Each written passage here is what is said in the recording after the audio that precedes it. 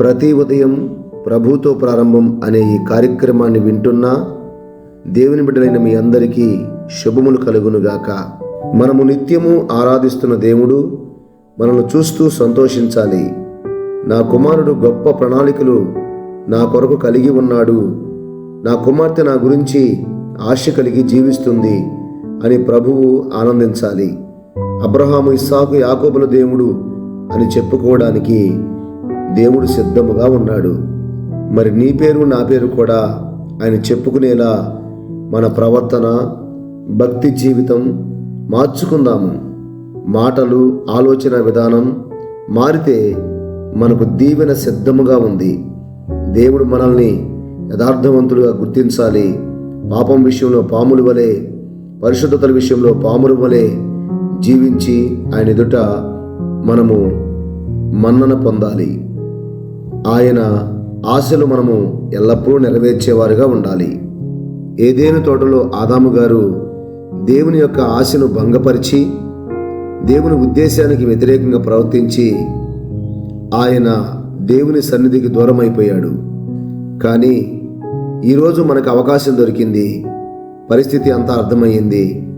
మనము దేవుని సన్నిధి నుంచి దూరం అయిపోకుండా ఆయన సన్నిధిలో నిత్యము నివసించేవారిగా ఉండాలి. కీర్తనా గ్రంథము 140వ అధ్యాయము 13వ వచనం, యథార్థవంతులు నీ సన్నిధిని నివసించెదరు అని రాయబడి ఉంది. మన జీవితంలో మనము యథార్థతగా దేవుణ్ణి వెంబడించినప్పుడు మనము నిత్యము ఆయన సన్నిధిలోనే ఉంటాము. ఆయన సన్నిధి మనకు తోడుగా వస్తుంది. నువ్వు పొలంలోకి వెళితే ఆయన సన్నిధి, నీవు చేస్తున్న ప్రతి కార్యములో దేవుని సన్నిధి నీకు తోడుగా ఉంటుంది. కారణం నువ్వు యథార్థవంతుడివి కాబట్టి నీవు ఎక్కడ ఉన్నా ఆయన సన్నిధిలో ఉన్నట్టుగానే ప్రవర్తిస్తావు.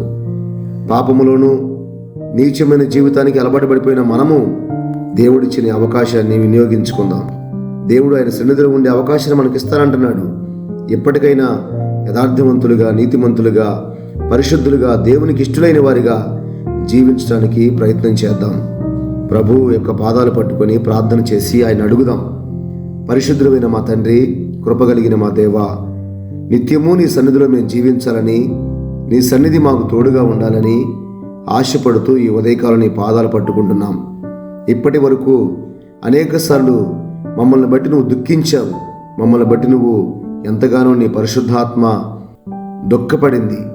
నా తండ్రి, ఇక మీదట నీ ఆత్మను దుఃఖపరచకుండా నీకిష్టమైన వారిగా, నీ ఆశలు తీర్చేవారిగా, నీ బిడ్డలుగా ఈ లోకంలో మేము నీ పేరు నిలబెడటానికి, నీ సన్నిధిలో నిత్యము బతకడానికి ఇష్టపడుతూ ఈ ఉదయకాలం ప్రార్థన చేస్తున్నాం. మా ప్రార్థన ఆలకించండి. అట్టి బలాన్ని మాకు అనుగ్రహించండి. నీ కోరిక నెరవేర్చే కుమారుడుగా, కుమార్తెగా మమ్మల్ని దీవించమని ఈ ఉదయకాల ఈ ప్రార్థన మీ పాదాలకు చేర్చుకొని మమ్మల్ని బలపరచమని యేసు నామములో ప్రార్థిస్తున్నాను పరమ తండ్రి, ఆమెన్. మన నిత్య దేవుని సమాధానం ఎల్లప్పుడూ మనకు తోడై ఉండునుగాక.